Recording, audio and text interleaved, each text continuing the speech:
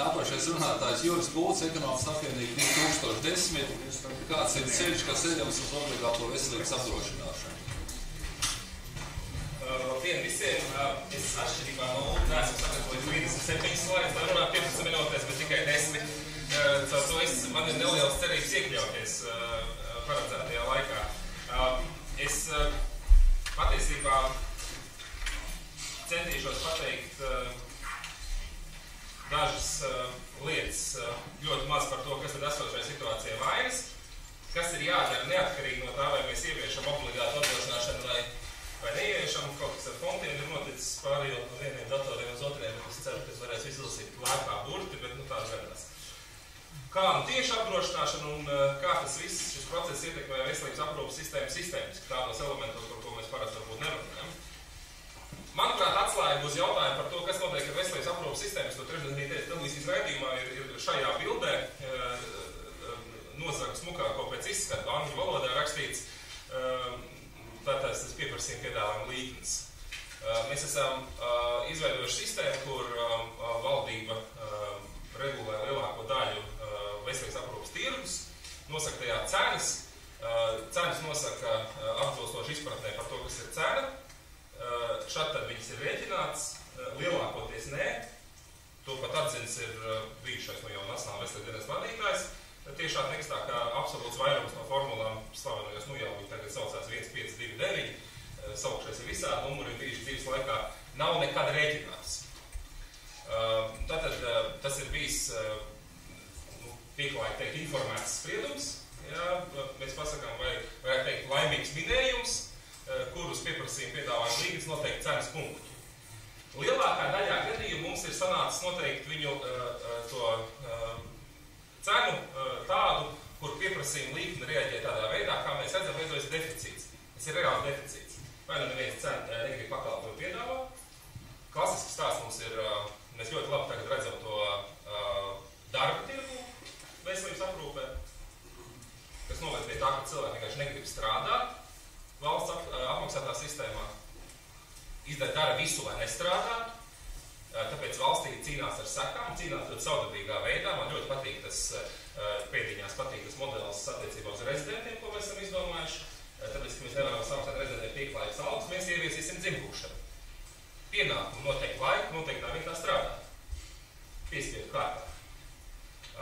Tad līdzīgā veidā mums ir, tas ir kāpēc rezidents tik ļoti negrib strādāt tajos prējos, Kuldīgā vai Ludzā. Kāpēc viņš negrib tur strādāt? Jā, viņam tik šausmīgi nepatīk Preļu, Ludza vai Kuldīgi. Galvenais iemesls ir alga, jo atšķirībā no Rīgas, kur viņš par rītu nomalc 8 stundas slimnīcā, viņš labi tur sarunā, šādā 6 stundas nostrādā un aizskrien vakarā uz privāto medicīnas iestādi, vēl nomalc vēl 5 stundas un nostrādā kaut kādu, jauns cilvēks var daudz pastrādāt, viņš kaut kādu pieklājīgu algu nopelna tādu, lai var sektot izmaksas atšķirību. Citur viņam nav, kur aizskrien vakarā un pastrādāt, ja viņš aizbrauc un nestrādā galvaspilsētā, kur veselības aprūpas pakalpojumu piedāvājums ir lielāks. Ir gadījumi, kur mēs esam cenu noturā pirmbaigi augstu. Viņi nav pārāk daudz, daži, bet kaut kāds tur informēti minot iepakstīts, un tur mums veidojās liela vēlme veikt milzīgu skaitu darbību veselības aprūpas iestādē. Gan valsts, gan privātā. Tik tāds iespējams. Viņi veic ļoti daudz tur kaut kādas manipulācijas, izmeklējums vai ārstnieciskas darbības, tādā veidā radot lielas izmaksas veselības aprūpas sistēmai. Cerams, ka derīgs un vajadzīgs. Īsti pārliecība par to nevienam nav, bet pieņemsim, ka tā ir. Bet veidojas pārpalikums. Bet tā mums ir proficīts, ja, vienā daļā no ekonomikas, kur izveidoja situāciju. Jebkuras saprātīgas sistēmas mērķis gal galā ir atrast to cenu līdzsvaru, kur piedāvājums ar pieprasības attiekās. Un var, protams, cerēt, ka Latvijas valdībai būs daudz prāta, kas līdz šim ir trūcis, un turpmāk vairākos tūkstošos gadījumu, jo tās cenu skaits, kas ir jānosaka, ir vairāk tūkstošu cenu, kas ir jānosaka. Jo sistēma sarežģīta, tur ir ļoti daudz dažādu izmeklējumu, dažādas manipulācijas, dažādi jāveic, ka vairāk tūkstošu cenu noteikšanas brīdī valdība zinās, kā to izdarīt, noteiks vairākus tūkstošu cenu, turklāt katru gadu mainoties cenām, ja mums ir inflācija, izmaksas izmaiņas un tā tālāk, un spējas to izdarīt. Vai arī līdzīgi kā visā pārējā Latvijas ekonomikā, mēs noticam, ka to var izdarīt tirgus. Jo, ziniet, cilvēki katru dienu arī ēd, un arī tā ir ļoti būtisks vajadzība. Katru dienu dzer ūdeni, un tā ir patiesībā vēl svarīgāk vajadzība nekā veselības aprūpe. Ja mēs nedzersim ūdeni, mēs ātri beigsimies. Tas, kas un kaut kā cena šiem pakalpojumiem, precēm, nosakās bez valdības lēmumiem. Tie galā sektors, ekonomika kopā. Tā kā mēs to darām, pašlaik mums ir diezgan komplicēta, ļoti maz te pastāstīšu, ļoti komplicēta veselības aprūpes sistēma, finansējam ļoti dalītos veidos, aptuveni pusi no aprūpes nenāk tiešā veidā no veselības valsts budžeta, taisnība viņi šādi ir valsts budžeta finansējums citādos veidos, pašvaldības budžeta finansējums citādos veidos, bet, ja mēs tā skaitamies no veselības budžeta, kas ir regulēts ar tiem slaveniem 1529 noteikumiem, tā ir aptuveni pusi no kopējās izmaksām. Savukārt tā puse, kas nenāk, no šādi vispār nav strukturēta. Viņi ir noteikta valsts daļā vai pašvaldību daļā brīvi, izvēloties, cik daudz piešķirt finansējumu, un savukārt privātajā pusē, kaut kādi tirgus elementi, tur ir kaut kādi netirgus elementi, un viņi ir vāji pārskatām, atskaits principā nav, formas ir dažādas, kā Lūdzu, pat kā teica, principā mēs vadamies pēc OECD Latvija. Latvija pašai nav datu par šo, mēs vadamies par, lai saprastu, cik mums ir veselības aprūpes finansējums no privātā sektora, mēs vadamies pēc OECD novērtējuma. Estīvi to starptautiskā organizācija mūsu vietā novērtē, cik mēs patērējam veselības aprūpē naudas. Nenormāli jaudzīgi. Kopējais finansējums veselības aprūpē mums ir tie 5,9% no IKP, kas ir, ja mēs kopīgi saskaitām gan valsts un privāti, tas ir kaut kur 1,5–2 reizes zemāk nekā Eiropas Savienības vecajās valstīs, sauksim to tā, un 10–50% zemāk kā Eiropas Savienības 13 valstīs. Ir dažas, kas ir zem mums, maz kuras. Kopumā mums ir zemes finansējums, zema efektivitāte, Lūdzot labi noraksturoja nesolidāru pieejamību pakalpojumiem, ļoti dramatiski nesolidāru pieejamību, īpaši jāaplūko kategorijās, kas nebija slaidā, ir skaidrs, ka veselības aprūpes pakalpojums vairāk tērē dzīves abos galos, kā pa vidu. Un, ja mēs to vēl ielikt iekšā kā kategoriju, tas ir vienkārši dramatiski to ainu, ka mēs patiesībā esam ārprātīgi nesolidāri. Turklāt tas rada baigi pieaugošu nākotnes izmaksas sistēmai. Mums ir ļoti zemes profilaks un agrīnās diagnostikas līmenis, kas aizvien pieaug pie aizvien lielākām ārstēšanās izmaksām nākotnē vai aizvien īsākiem dzīves gadiem. Ja cilvēks neārstējas, vienkārši samazinās viņa dzīves ilgums.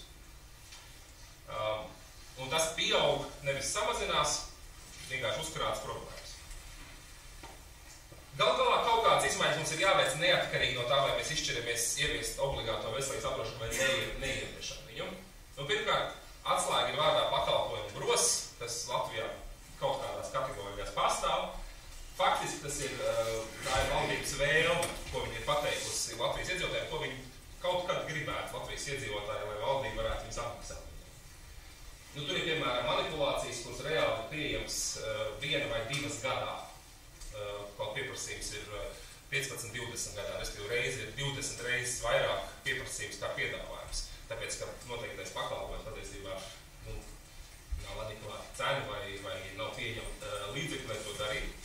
Tas, kas būtu jāsāk, būtu jāveic reāls pakalpojumu cenas novērtējums. Ir sektori, kur to izdarīt ir ļoti vienkārši. Patiesībā es domāju, ka tas ir absolūts vairums no medicīnas. Tā ir tā vieta, kur pastāv reāli strādājošs privāts tirgus paralēli. Ja ir privāts tirgus, kas tiek sniegts par cenu, un acīm redzot, gan jau, ka arī gūstot peļņu no šī pakalpojuma sniegšanas, bet acīm redzot, šī cena ir pietiekama, lai šo pakalpojumu sektu. Acīm redzams tas ir, jo algas jau tiek maksāts un izmaksas citas viss tiek sektas. Bet ir viena daļa sektora, kas netiek, kur nav privātās alternatīvas, tās būtu jāpret, jānoskaidro, kā tad ir tas reālā pakalpojuma cena.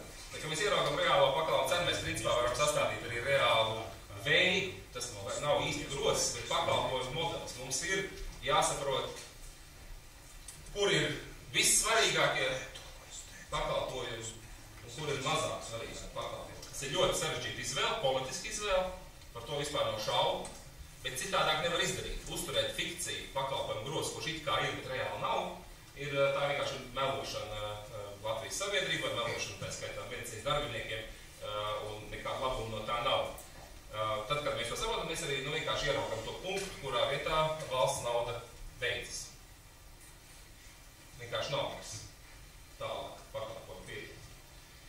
Tas nozīmē, ka mums ir jāatsakās, mana izpratne ir, mums jāatsakās no modeļa, kur mēs pasakām, labi, mēs varam iekļaut grozā aknu pārstādīšanu, bet 2 gadā. 2, vairāk ne. Neatkarīgi no tā, cik ir reālais pieprasījums pēc šīs manipulācijas. Es aknu pārstādīšanu minu kā piemēram. Tikpat labi tas ir kur citu darbību. Tā vietā ir patēriņa prognoze un precizēšana atbilstoši realitātei. Patiesībā skaidrs, ka tās lietas mainās gadu laikā, bet es domāju, ka absolūtā vairumā gadījumu diezgan maz. Mēs diezgan droši varam pateikt, patiesībā, raugoties uz vēsturiskiem datiem, cik būs patēriņš arī nākamos gados, tur ar pieciešama kļūda dažu procentā, ko var iestrādāt kā precizēt. Tas ir neatkarīgi no kā. Tad ir jautājums, kas ir, protams, sarežģītāks izvēles jautājums. Tas ir jautājums par pakalpojumu cenu noteikšanas brīvību. Vai mēs turpinām ticēt tam, ka Latvijas valdība ir spējīga noteikt vairākus tūkstošu cenu katru gadu, jo katru gadu situācija mainās, šādi pat biežāk, bet gads būtu diezgan relatīvs, labi pasakāms apjoms. Vai mēs esam gatavi vairāk ticēt tam, ka ir iespējams konkurences modelis, konkurences ir veicināšana, kā politika pieņem, ka veselības nozares jomā mums ir politika veicināt konkurenci, panākt to, lai konkurences rezultātā pieaug pakalpojumu kvalitāte, gal galā arī tiek noteikti cena adekvāti tam, kāds ir pieprasījums. Un ir vēl viens darbs, kas saucās e-veselība, tur var ļoti daudz runāšu ļoti maz, jebkura sistēma, kas neparedz kaut kādu pacientu datu, kaut kādu sistēmu pastāvēšanu, savstarpēji salīdzināmu, apgrūtina jebkuras racionālas izmaiņas veselības aprūpes sistēmā. Tas ir objektīvi.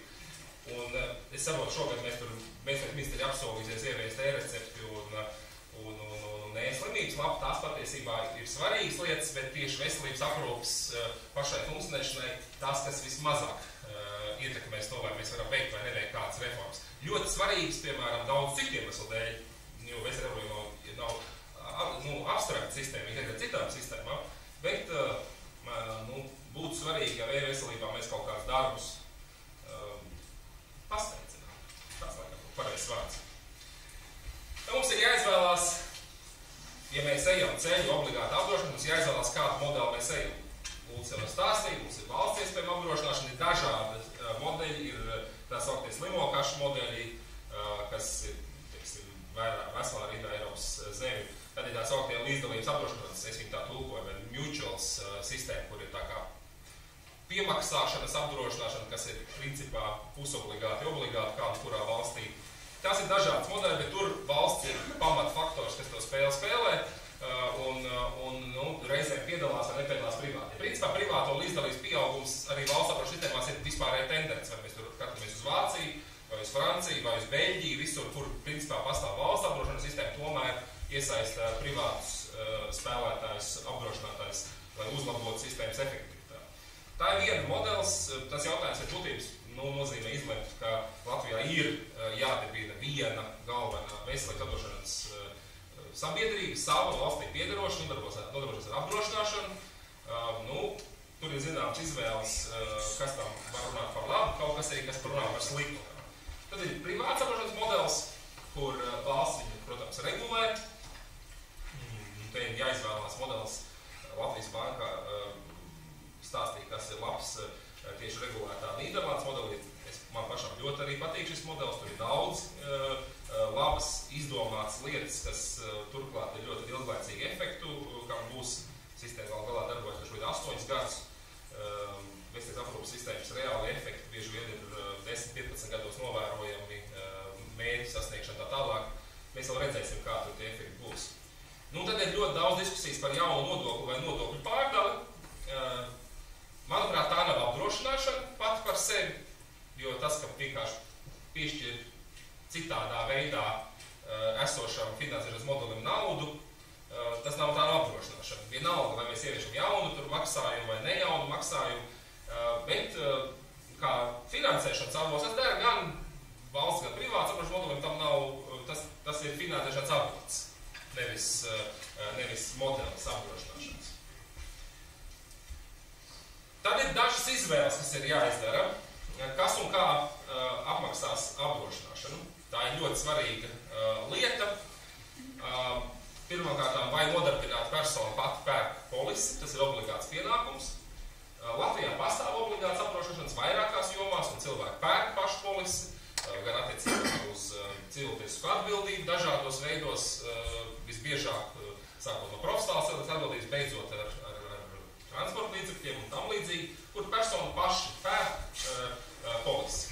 Valdība patiesībā nekādā veidā tur nepiedalās, nesubsidē neko, viņi tikai nosaka vispārējais nosacījums, kas ir jāapdrošina, kādā apjomā, maksimālās līmeņus, un ļauj apdrošinājumu tirgumu savstarpēji konkurēt, kas vidēji ņemot arī diezgan labi strādā. Jautājums, kā regulēt cenu polisē, tas ir diezgan svarīgi šajā sistēmā, jo skaidrs, ka jebkura sistēma, kas darbosies veselības apdrošināšanā, viņa darboties ar lielu valsts līdzdalību.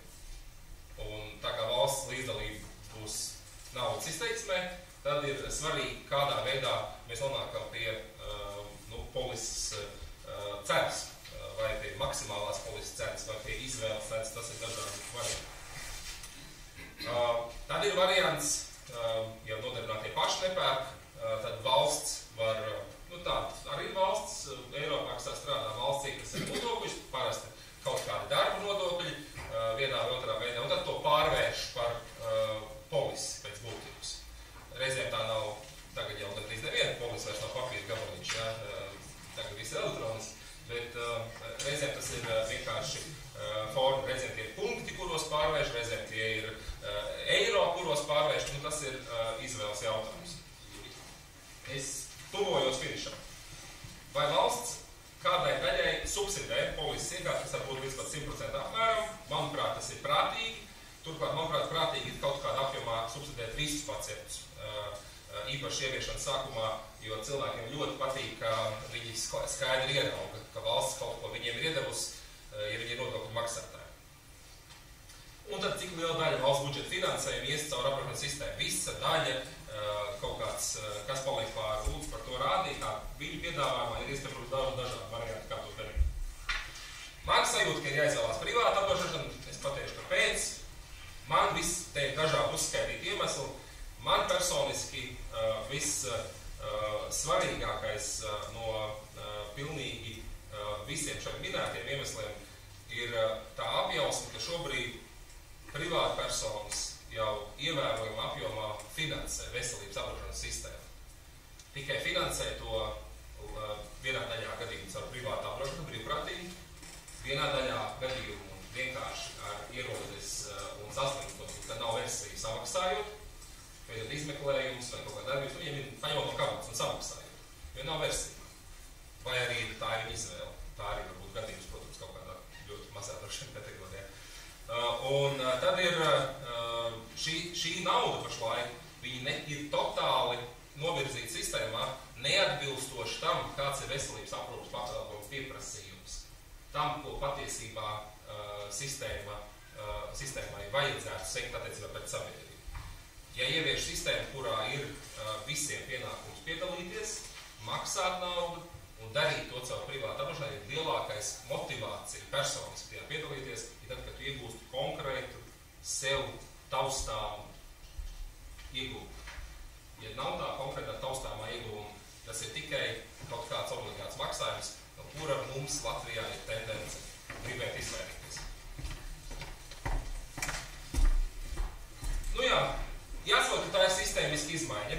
Mums ir jāfiksē pakalpojums, ko valsts finansē, un tā ir milzīga izmaiņa, kas rada sekas uz veselības aprūpes sistēmu kopumā, tad skaitās veselības aprūpes institūcijām, valsts dibinātām, kurš šobrīd darbojas modelī, kur tomēr ir kaut kāds valsts finansējums lietām, kuras iespējams nākotnē valsts varētu nefinansēt. Tas nozīmē diezgan nozīmīgi izšķiršanos par to, cik un kādas veselības aprūpes institūcijas Latvijā nākotnē būs. Valsts pusē, valsts piedāvājuma pusē, jo varbūt visas tās, ko šobrīd dara, valsts nevarēs atļauties. Tā nozīmē izšķiršanos ļaut ārstniecības institūcijām noteikt tirgumu atbilstoši cenas. Tas nozīmē tikai vienu lietu. Jums ir jādod iespēja jebkuram tirgus dalībniekam bankrotēt. Jo, ja jūs ļaujat noteikt cenas, jums jāļauj bankrotēt. Nedrīkst glābt. Ja glābt, tad izveidoja situāciju kā ar bankām. Ja, kur glābi, tad nevar beigt glābt. Tas nozīmē atteikties no kvotām, tas nozīmē konkurence. Konkurence rada diezgan lielas izmaiņas, jebkurā jomā, kur tā ienāk. Tā nozīmē atteikties no tiesībām, pašlaik jau kaut kādam valsts daļai esošam personālam valsts algas nenosaka, bet lielākai daļai nosaka. Jāatsakās no tiesībām lemt par algām. Ja jūs nosakat, ja ir cena noteikšanas brīvība ārstniecības institūcijām, tad ir jābūt tiesībām noteikt izmaksas savas. Labi, tur var būt koplīguma, var būt ģenerāla vienošanās. Tas ir cits jautājums, kad valdībai to nebūtu jālem. Kas vispār ir milzīgs ieguvums, ja valdība beigts nodarboties ar to, ka lem tikai par valsts nodarbinātu algām, bet pieņemt arī kāds cits politisks lēmums, nāk par labu valdības politikas kvalitāti. Bet valdībai būtu šis ir pēdējais slēdz, tikai divas rindīgas vēl jāpasaka. Kas ir diezgan svarīgi, mums būtu jālemj par konkurences veicināšanas pasākumiem. Veselības ministrija vispār tradicionāli ir izvairījusies no šī jautājuma, uzskatot, ka veselības aprūpes sistēmā konkurence nav. Vai nav vēlama pat